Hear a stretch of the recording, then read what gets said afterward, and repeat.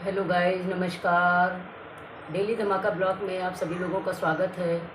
और मैं वंदन करती हूँ, अभिनंदन करती हूँ और उम्मीद करती हूँ कि आप सभी लोग स्वस्थ होंगे, व्यस्त होंगे और मस्त होंगे। मैं भी एकदम मस्त हूँ।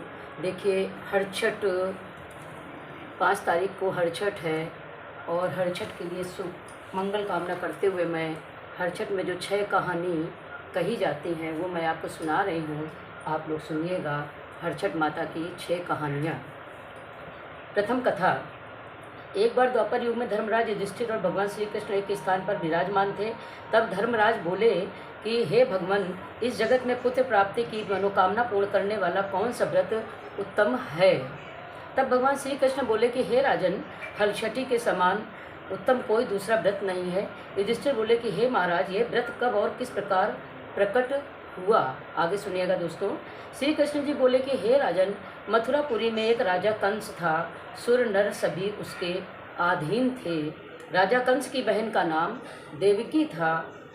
वह विवाह के योग्य हुई तब कंस ने उसका विवाह वासुदेव के साथ कर दिया। और जब विदा होकर के वो ससुराल जा रही थी तभी आकाशवाणी हुई थी कि हे कंस, जिस देवकी को तुम प्रेम से विदा कर रहा है, इसी के गर्भ से उत्पन्न 8वें बालक के द्वारा तेरी मृत्यु हो जाएगी। यह सुनकर कंस ने क्रोध में भर करके देवकी और वसुदेव को बंदी बना लिया और जेल खाने में डाल दिया। समय बीतने के साथ देवकी के पुत्र पैदा हुए। कंस जेल खाने में पुत्र पैदा हुए। कंस एक एक करके सभी को मारता जाता। इस प्रकार जब देवकी के 6 पुत्र मारे गए तब एक दिन देवयोग से महामुनि नारद देवकी से मिलने जेल खाने पहुँचे और उसे दुखी देख करके कारण पूछा तो देवकी ने रोते हुए सारा हाल बता दिया। तब श्री नारद जी ने कहा, हे बेटी, दुखी मत हो। तुम श्रद्धा भक्ति पूर्वक हरछठी माता का व्रत करो, जिससे तुम्हारे सारे दुख दूर हो जाएंगे। तब देवकी ने माता की महिमा पूछी और नारद जी से बोले कि हे देवकी, मैं तुम्हें एक पुरातन कथा सुनाता हूँ, ध्यान से सुनना। हरछठ की व्रत कथा। बहुत समय पूर्व चंद्रवत नामक एक प्रतापी राजा था, जिनका एक ही पुत्र था। राजा ने नगर के समीप एक तालाब खुदवाया, परंतु उसमें जल नहीं रहता था। कितना भी जल भरा जाए तुरंत सूख जाता था। जलहीन तालाब को देख करके नगरवासी राजा को कोसते थे और राजा सदैव दुखी रहते थे और कहते थे, मेरा धन धर्म दोनों नष्ट हो गया। एक दिन स्वप्न में वरुण देव ने राजा से कहा, हे राजा, यदि तुम अपने पुत्र की बलि दोगे तब तालाब जल से भर जाएगा। प्रातः राजा के ने स्वप्न की बात दरबार में बताई और कहा, मैं अपने इकलौते पुत्र का बलिदान नहीं कर सकता, चाहे तालाब में पानी रहे अथवा ना रहे। राजा की बात सुनकर के राजकुमार बोला कि मैं स्वयं अपनी बलि दे दूंगा, लेकिन मेरे बलिदान से पिता का श्रेयस बढ़ेगा और जनता को सुख मिलेगा। यह कहकर राजकुमार स्वयं तालाब की तलहटी पर जा करके बैठ गया और प्रभाव से तालाब तत्काल पानी से भर गया। उसमें कमल के पुष्प खिल गए तथा सभी जल जंतु बोलने लगे। राजा ये समाचार सुनकर के दुखी होकर वन में को चले गए। वन में 5 स्त्रियां हरछठी माता की पूजा कर रही थी। राजा द्वारा व्रत विधि पूछने पर स्त्रियों ने माता की महिमा का वर्णन कर दिया, जिसको सुनकर के राजा वापस लौट आए और रानी से कहा, तुम भी हरछठी माता का व्रत का पूजा किया करो। राजा की बात सुनकर के रानी उसी दिन से व्रत रख करके पूजा करने लगी, जिसके प्रभाव से कुछ समय बाद राजकुमार को महल में ले आए। तभी से रानी प्रतिवर्ष हरछठ माता की पूजा करने लगी। प्रथम अध्याय समाप्ति। दूसरी कथा। उज्जैन नगरी में एक पुत्र थे। पुत्र के 2 स्त्रियां रेवती और मानवती थीं। भाग्य से मानवती के 2 पुत्र लड़के थे, परंतु रेवती के कोई संतान न थी। सौत के 2 लड़कों को देख करके वह हमेशा ईर्ष्या में जला करती थी और हे बहन, तुम्हारे पिता बहुत बीमार हैं, उन्होंने तुम्हें देखने के लिए बुलाया है। तभी एक राहगीर यह संदेश लेकर के गया और यह बात सुन करके मानवती अपने दोनों पुत्रों को रेवती को सौंप करके पति की आज्ञा पिता से लेकर के चली गई। इधर रेवती ने सौत के दोनों लड़कों को मार करके गांव के बाहर जंगल में फेंक दिया। उधर मानवती पिता को सकुशल देख करके चकित हुई और अनिष्ट की आशंका से वापस लौटने लगी। तब मानवती की माता बोली, हे बेटी, हे बेटी, आज हलसठी माता का व्रत है और अतः आज मत खाओ। यह सुनकर के मानवती ने व्रत रख करके शाम को हलसठी माता का पूजन किया और प्रार्थना की, हे माता, मेरे बच्चों को संकट से बचाए रखना तथा दीर्घायु करना। दूसरे दिन वो माता पिता को प्रणाम करके अपने घर को चली गई। गांव के बाहर अपने दोनों बच्चों को खेलते देख करके वो सोचने लगी कि मेरे बच्चों को यह कौन लाया है। तब बच्चों ने कहा कि हमें तो विमाता रेवती ने मार करके यहाँ फेंक दिया था। सायंकाल देवी माता आकर के हमें जीवन दान दे गई। इसे हलसठी माता की कृपा मान करके मानवती माता का गुणगान करती अपने घर को आ गई। गांव की सभी स्त्रियां यह सुनकर के आश्चर्य करने लगीं कि उसी दिन से सभी हलसठी माता का पूजन और व्रत करने लगे। जैसे उनके दिन बहुरे वैसे सभी के दिन बहुरे। अब हलसठ माता की तीसरी कथा देखिए दोस्तों, 6 कहानी सुनाई जाती हैं इसमें और मैं 6 कहानी पढ़ करके आपको सुना रही हूँ। आप लोग ध्यान से सुनिएगा और लाइक करिएगा, शेयर करिएगा, कमेंट करिएगा और सब्सक्राइब भी करिएगा। देखिए हलसठ की तीसरी कथा। दक्षिण दिशा के एक सुंदर नगर में एक धनवान ग्वाला रहता था। उसकी पत्नी अत्यंत चालाक तथा कंजूस थी। अपने 5 पुत्रों के साथ वह सुख से रहती थी। एक समय हलसठी के दिन वह ग्वालिन गाय के दही को भैंस को दही बता करके सारा दही बेच आई। जबकि इस दिन भैंस का दही लेने का विधान है। उसके इस पाप से 5 पुत्र मर गए। तब ग्वालिन माथा पटक पटक कर रोने लगी। इतने में उसकी एक पड़ोसन ने आकर के उसका हाल चाल पूछा। उसने रोते हुए सारी बात बताई और तब वह बोला, हे ग्वालिन, तुम तुरंत सभी के घर जाकर के वह दही वापस लेकर के आओ और भैंस का दही लेकर के जाओ। यह सुनकर के ग्वालिन सभी के घर जाकर वह दही वापस लेकर के आई और भैंस का दही देकर के आई, जिससे हलसठी माता का कोप शांत हो गया और उनकी कृपा से ग्वालिन के 5 पुत्र जीवित हो गए। वह ग्वालिन भी उस दिन से हलसठी माता का व्रत तथा पूजा करने लगी और उसका जीवन सुख व्यतीत होने लगा। जैसे उनके दिन बहुरे वैसे सभी के दिन बहुरे। बोलो तीसरी कथा की जा हलसठ मैया की जय। चौथी कथा इस प्रकार है, सुनिए। दक्षिण दिशा में पहाड़ों के बीच सघन वन में एक गांव बसा हुआ करता था। उस गांव में एक धनी भोलनी निवास करती थी। उस भीलनी की एक दासी थी जो बड़े सुंदर स्वभाव की थी। उसके 2 सुंदर रूपवान बालक थे और मालकिन भीलनी के 5 लड़कियां थीं। भीलनी दासी के दोनों सुंदर लड़कों को बहुत प्यार करती थी। इस प्रकार भादो मास की छठ को भीलनी ने दासी को जंगल से लकड़ी लाने को भेज दिया।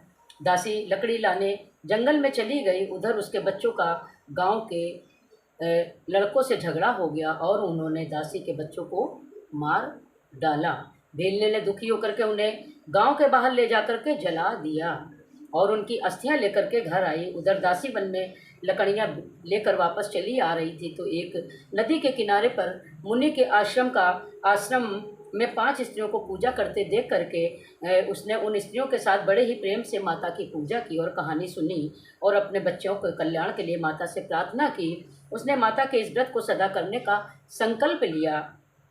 जब वो लकड़ी लेकर वापस चली गई तो गांव के समीप पहुंचकर देखती उसके दोनों बच्चे खेल रहे थे और उसने दोनों बच्चों को प्रेम से गोदी में उठा लिया और अपने घर ले आई। मालकिन भीलनी ने यह देखकर चकित होकर के पूछा। तभी दासी ने माता के व्रत का तथा पूजा का सब हाल सुनाया। माता के व्रत का प्रभाव देख मालकिन ने बहुत ही व्रत करने का संकल्प लिया और सुखी हो गई।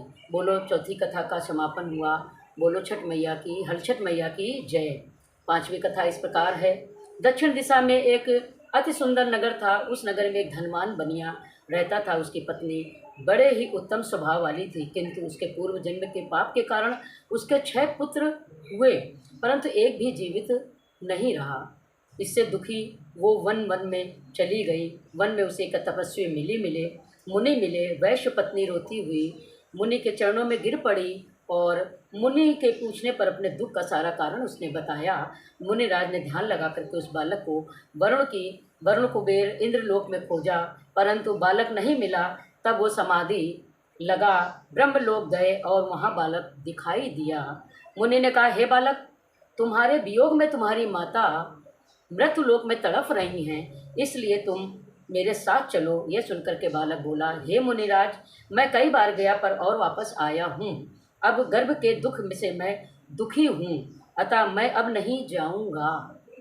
मुनिराज ने उसे बहुत समझाया, परंतु वो तैयार नहीं हुआ और मुनिराज से बोला, उनसे कहना वे मुझे पाने के लिए हलछठ माता का व्रत करें और व्रत के प्रभाव से मेरे उत्पन्न होने पर मेरी पीठ पर पोता से प्रहार करें, तो इस क्रिया में मैं दीर्घायु हो जाऊंगा। ये सुनते ही मुनि की समाधि खुल गई और उन्होंने सामने बैठी वैश्य पत्नी को पुत्र का संदेश सुना दिया। वह संतुष्ट होकर के घर वापस गई और समय आने पर उसने हलछठ व्रत किया। पुत्र उत्पन्न होने पर पूजा के अंत में बालक की पीठ पर पोता मारा, जिसके प्रभाव से वह दीर्घ आयु हो गया। जब वो बड़ी पत्नी सदैव हलछठी माता का व्रत करने का संकल्प लेकर सुखपूर्वक जीवन व्यतीत करने लगे। इस तरह से 5वीं कथा का समापन हुआ। बोलो हलछठ मैया की जय। जैसे उनके दिन बहुरें वैसे सबके दिन बहुरें। छठी कथा। प्राचीन काल में सुभद्र नामक एक राजा था। उसकी रानी का नाम सुवर्णा था। उसके हस्ती नामक एक प्रतापी पुत्र था, जिसने अपने मास नाम से हस्तिनापुर बसाई थी। एक दिन राजा का लड़का अपनी धाय के साथ गंगा स्नान करने को गया और वहाँ उसे एक ग्रह ने निगल लिया। यह सुनकर के सुवर्णा अत्यंत दुखी हुई। उसने क्रोध में धात्री के पुत्र को भाड़ की धधकती अग्नि में डाल दिया। धात्री पुत्र शोक में निर्जन वन में जाकर के एक शिव मंदिर में शिव पार्वती के तथा गणेश जी की नियमित पूजा करने लगे और वह प्रतिदिन गुण तृण ध्यान तथा महुआ खाकर के समय व्यतीत करती थी। व्रत के प्रभाव से भाद्रपद कृष्ण पक्ष के एक दिन उसका लड़का अग्नि से निकल आया। राजा रानी भाड़ से लड़के को जीवित निकलते देख करके आश्चर्यचकित हो गए और पंडितों से उसको जीवित निकलने का कारण पूछने लगे। तभी इस रहस्य को बताने के लिए शिव जी की आज्ञा से दुर्वासा ऋषि वहां आए। राजा रानी ने उसका स्वागत किया और लड़के जीवित निकलने का रहस्य पूछा। दुर्वासा ऋषि बोले, हे राजन, तुम धात्री के वन में नियम पूर्वक श्रद्धा से भगवान शंकर पार्वती गणेश तथा स्वामी कार्तिकेय जी का पूजन करते थे। इसके प्रभाव से इसका लड़का जीवित हो गया है। आप भी इस व्रत किया करें। राजा रानी दुर्वासा ऋषि को विदा करके ब्राह्मणों को साथ लेकर के धात्री पुत्र के पास गए। उसको वहाँ खुश बैठ कैलाश के नीचे शिवाजी का पूजन करते देखा और उसकी माँ धात्री से मिला दिया। धात्री ने राजा को बताया, आपसे भयभीत होकर के जिस दिन से मैं वन में आई थी, तब से मैं केवल वायु भक्षण करते हुए भगवान शंकर पार्वती जी का गणेश तथा कार्तिकेय जी के पूजन में लगी रहती थी। एक दिन रात्रि में शिवाजी ने स्वप्न में कहा, तुम्हारा लड़का जीवित है, क्योंकि तुमने श्रद्धा सहित व्रत और पूजन किया है। तुम्हारी रानी की इस व्रत को करे, उसका लड़का भी मिल जाएगा तथा और लड़के भी होंगे। यह सुनकर के राजा रानी ने श्रद्धापूर्वक भक्ति से व्रत को किया और उसके प्रभाव से राजा का लड़का ग्रह के मुख से जीवित निकल आया। फिर व्रत के प्रभाव से राजा के और पुत्र हुए और उसके राज्य में सुख शांति हो गई, काफ़ी खुशहाली रहने लगी। उससे राज्य में अनावृष्टि दुर्भिक्ष महामारी सदा के लिए समाप्त हो गई। इन कथाओं को सुनकर के देवकी ने नारद जी से तथा युधिष्ठिर से श्री कृष्ण से पूछा कि इस व्रत का विधान क्या है। तब नारद जी ने देवकी के साथ श्री कृष्ण जी ने युधिष्ठिर से कहा कि भादो मास की कृष्ण पक्ष में छठ के दिन घर की सफाई का, आंगन को गोबर से लीप करके शुद्ध करें, नदी तालाब कुएं के जल से स्नान करके एक बार धुला कपड़ा धारण करके सौभाग्य के साथ समस्त श्रृंगार के सुसज्जित होकर के भगवान दोपहर के बाद सुंदर स्थान और पर गौ के गोबर से लीप करके चौक बना करके हलछठी माता की मूर्ति बनावें तथा कागज़ पर भैंस के घी में सिंदूर मिला करके मूर्ति बना करके पीड़ा या कुश पर पलाश के पत्ते के आसन पर स्थापित करें और पूर्व मुख होकर के पूजा करें। पूजा के स्थान पर बच्चों के खिलौने तथा पोता रखें। कलश तथा गणेश जी की पूजा करके श्रद्धा के साथ हलछठी माता की पूजा करें। कृत्रिम तालाब बना, उसमें जल देवता वरुण जी का पूजन करें। व्रत की कहानियाँ पढ़ें या सुने। पूजा के अंत में महुए के पत्ते में जल से उपजे धान का भोजन करें। उस दिन खेत या हल चली धरती पर न चले। इस विधि से जो नारी व्रत रखेगी उसे की समस्त मनोकामनाएं पूर्ण होंगी तथा जीवन सुखमय होगा। व्यास जी के अनुसार इस व्रत के प्रभाव से ही देवकी ने श्री कृष्ण को पाया तथा युधिष्ठिर से द्रौपदी ने इस व्रत की महिमा को सुनकर के बहु उत्तरा के साथ व्रत किया। उसके प्रभाव से उत्तरा के गर्भ से मृतक बालक को जीवित पाया, उसका नाम परीक्षित पड़ा।